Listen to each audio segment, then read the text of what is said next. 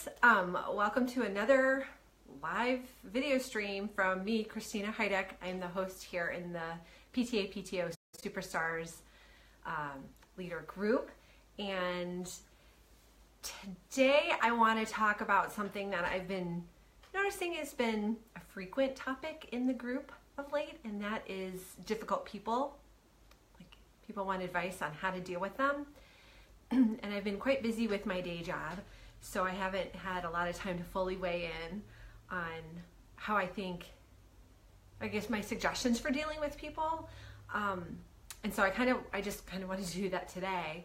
And before I get started, I should say that I do have a toolkit of like a cheat sheet of lists of 9 different, and I'm doing 8, but that's okay.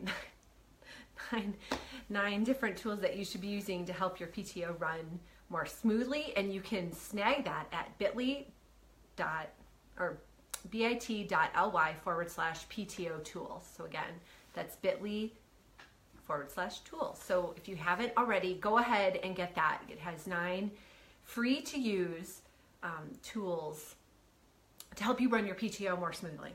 And you will not be disappointed because all of the tools, like I said, are free. The tip sheet is free, and the 9 tools will really revolutionize your PTO game. So back to the topic at hand. All right, so dealing with difficult people. One, I will say, everyone has junk going on in their lives, and you might not know what it is, but everybody has stuff going on. So I would first say be like kind, because you don't know what's going on in that difficult person's life. Very few people, I think, are difficult just for the point of being difficult. Like, usually there's something else. Maybe they're not good with dealing with conflict. Maybe they just don't have the skills to deal with it. But I think that, like, dealing with conflict and conflict management and dealing with people who have differing opinions and ideas about how things should be done in PTOs, it's like one of the hardest things. Something you gotta just have like good instincts for. And if you have not the right instincts or not the good skill set, like, you could totally get into trouble. Not trouble, but like, your life is not going to be very pleasant. So there have been a couple people have posted about this in the group, and I just thought I'd weigh in today. So the first thing, I guess, there were some difficult parents, there were some difficult board members, and then our officers in the groups, and then people are also posting about difficult principals. So I'm going to go in, we'll just go in that order. So we'll start with parents. So difficult parents, maybe they want to be involved, but they can't, and so they're taking it out on you. And I know that's like pretty crappy, but totally exists. Like, they're whatever their criticism is, unless you feel it's like truly valid, it could be coming from a point of their personal dissatisfaction with themselves, or disappointment or jealousy that you're able to do this for the kids and they're not, for whatever reason. I don't remember if I've shared this story with you guys or not, but I'm gonna tell it again just in case. If you heard it, just you get to hear it again. Yay. So we had this back to school event. I think it was like ice cream on the playground for Meet the Teacher night, and I remember it was my second year. It was either my second year as being PTA president, or it was the first year after my presidency. In any event, I was a pretty confident leader at this point, which I think this is why it hit me at the right time. So this parent came up to me at the membership table, and I was like really nice to everybody. I'm generally pretty outgoing when it comes to new people, because I know that's like the little honey that gets the little treat that gets the parents to come in for more when they see such sweetness and such warmth. So I greeted her nicely, and she at first was nice, and then she started launching into all of these different things that she thought the PTO could either be doing better or could just be like adding into everything else we were doing. And so I just like looked at her and nodded and smiled and said, "Oh, I hear you. I hear you." So I get all that. You know, we are a volunteer organization, is how I responded. And I said, "We'd love to have you at the next meeting and see how you can play a part in bring all those great ideas that you just told me about to life." And then she went on to tell me how she couldn't make the meetings because she was so busy. And I just again smiled and said, oh, I understand. We all have to juggle our schedules. Like, nobody here on the PTA is a stay-at-home parent. Actually, I think I was the only one of the few ones at that time. But I said, everybody else has like full-time jobs or part-time jobs outside of the home, in addition to family responsibilities. So we're all juggling in. We all make it work. So I know you can too. So my response to her sourpussness and her criticisms was just to be super positive and just kind of throw it back out there, back onto her, I should say, and just be like, I know you can do it, so I'd love to have you join us. But I did go and like complain to somebody else then in private, another one of my PTA friends, about it, and was like, what nerve does she have when I am doing all of this and she wants so much more? Well, because it's so much easier to come up with what other people should or could be doing than to actually do those things. Am I right? So, okay, so that's how I would deal with parents. Just put that back there, put that back on them, and invite opportunity, okay? And I should say parents who are not yet involved with your group. Just want to be open and welcoming. Yes, and please come to the event, okay? That's your go-to line for that one. All right, so difficult officers. Like, someone posted recently about how their treasurer wasn't responding to basic requests for information and just wasn't forthcoming. And that being a treasurer, that would be an immediate red flag for me, since they're in charge of the money and have the fiduciary duty to keep everything kosher.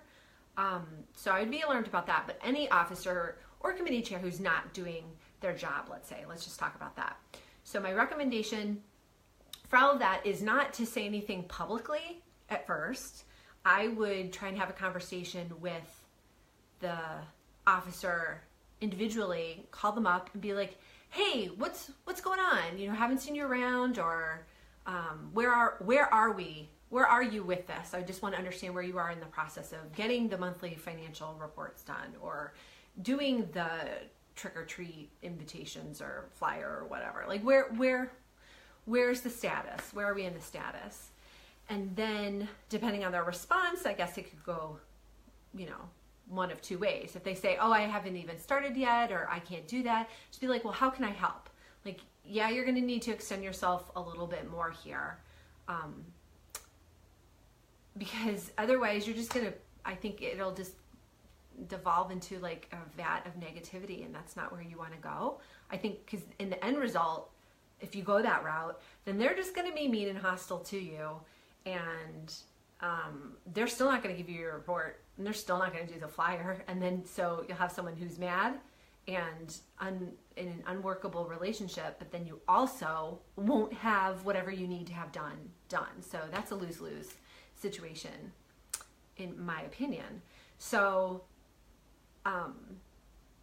I would really just offer your help and maybe recruit others to help, and be like, gosh, I know it's like, this is a lot. There's a lot of stuff going on right now.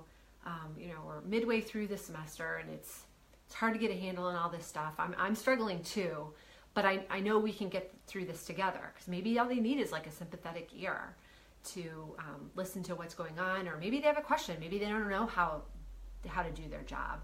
That's something also really common. Like, either people just don't have time for it and they're feeling guilty about that, and so they make excuses, but they still don't get it done, which is not helpful. Or they don't know how to do it, so they don't do it, and they're too ashamed or embarrassed to admit that they don't know how to do it. So that's, again, where you can offer to partner up with them or help them get the resources so they can get it done, is like a really awesome solution for that. So that would be my suggestion for someone who's not doing what they're supposed to be doing. Now, if someone is not following the bylaws or standing rules of your group, you have to look at kind of what else is going on in the group. Like, are they not following them because it's an outdated bylaw? Like, sometimes just following a rule because it's in the bylaws or standing rules isn't like a fantastic idea. Like, maybe sometimes those documents need to be updated to reflect what's actually going on in the group. But generally, everything does have a like purpose for it. So like, I know one issue that's come up, Tracy Bennett has posted in the group about this, like about officers they're continuing on in their position long after than they should have per the bylaws. Well, are they in those positions because nobody else would step up, or are they kind of proactively blocking other people from stepping up into leadership roles because they want to be in a position of power? Like, so I guess I would look at that dynamic there. If no one else will step up and they're really good at what they're doing and they really like it, then that's a way better situation than if they're trying to exclude other people so that they can maintain all the power.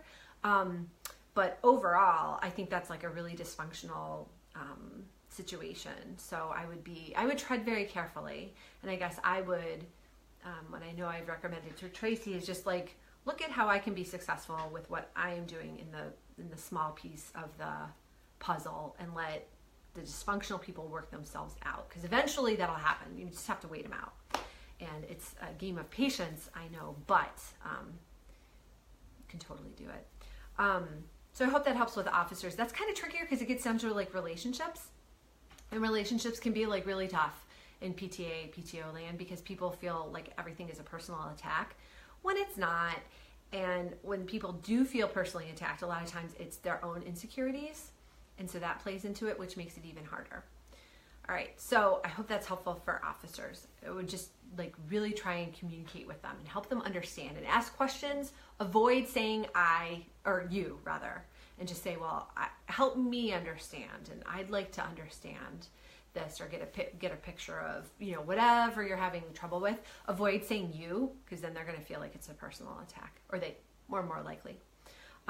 Okay, so now is the bigger issue of an uncooperative or a difficult principal who you don't feel is supportive of your PTO.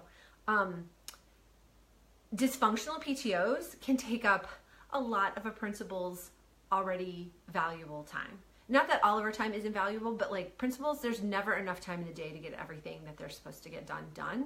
So to have to deal with PTO members who sometimes aren't acting like responsible adults probably is at the very bottom of their list of things that they would like to do.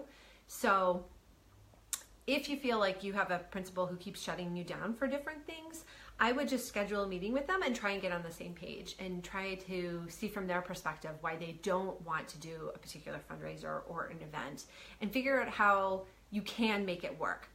For example, and this is not that, I shouldn't say that I viewed this as a difficult principal.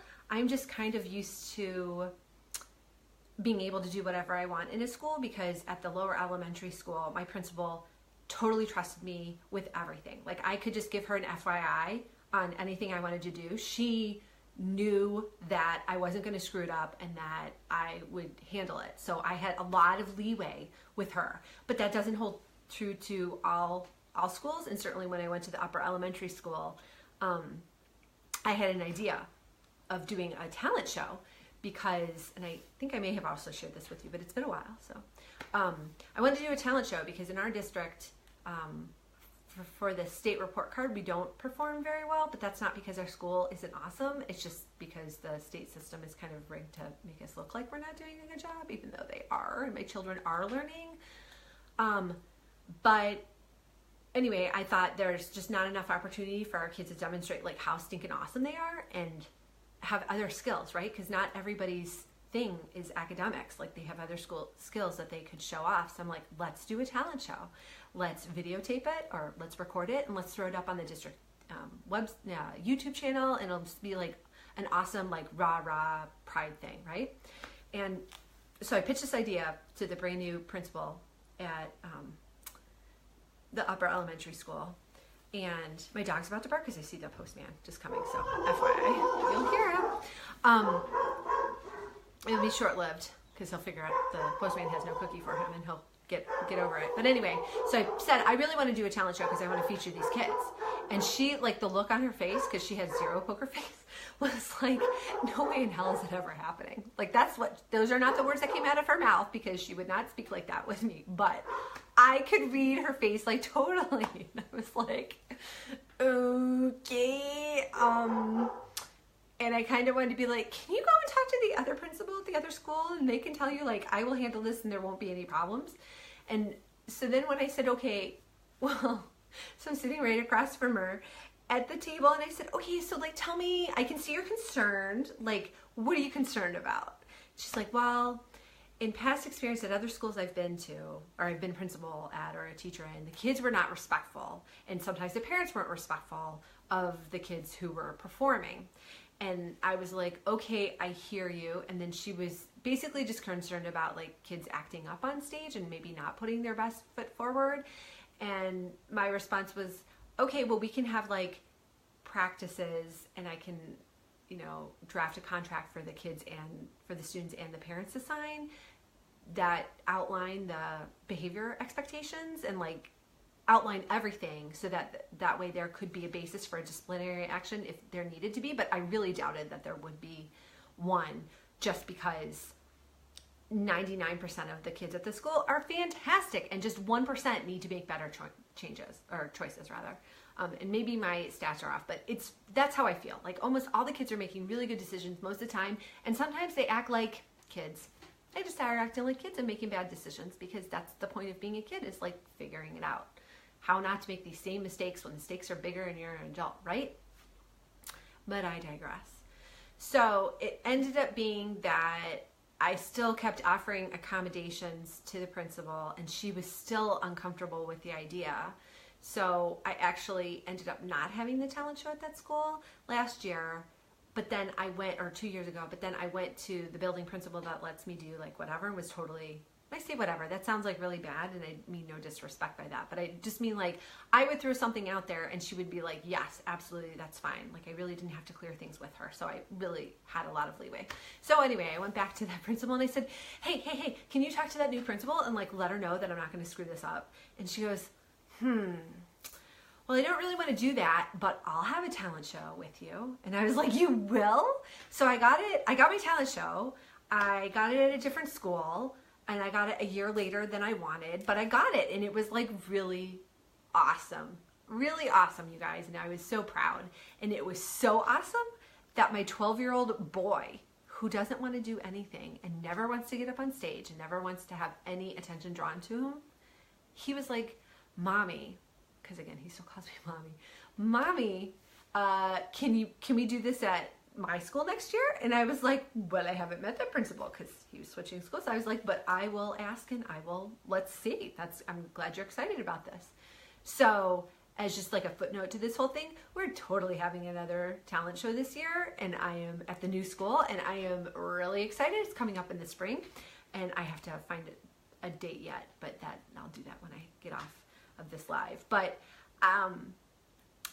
so my hope, even though I didn't do a talent show at the school I wanted to, I still demonstrated that I could do it, and now I could reapproach that principal and be like, hey, so now it's your 3rd year of being principal here. You're a little more comfortable and kind of understand the lay of the land. So how about that talent show? And again, those are not the exact words I would use. I'd be a little more formal and more composed, but basically that would be my message. Like, I can do this. Can we make this work? I want this to happen. So how can we both get what we want out of this? And usually when I'm just that straightforward with communication, that I find that difficult people start to respond a lot better, because they understand what is your intentions. They understand your intentions, because a lot of this is, the stakes are really high for like PR mess ups and headaches and all that kind of stuff. So they're just, especially building principals who don't seem fully supportive, they're just trying to make it okay for them, and they're just trying to hedge their bets against anything that could be just a complete stinking disaster. So recognize that, and then you need just to communicate to them that you are competent and you can make this happen.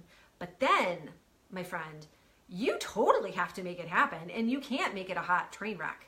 You have to make it happen. So if you're going to walk the walk or talk the talk, you've got to walk the walk. So I hope that's really helpful on how to deal with all the difficult people that you might come across in PTO land. So I hope that's really helpful.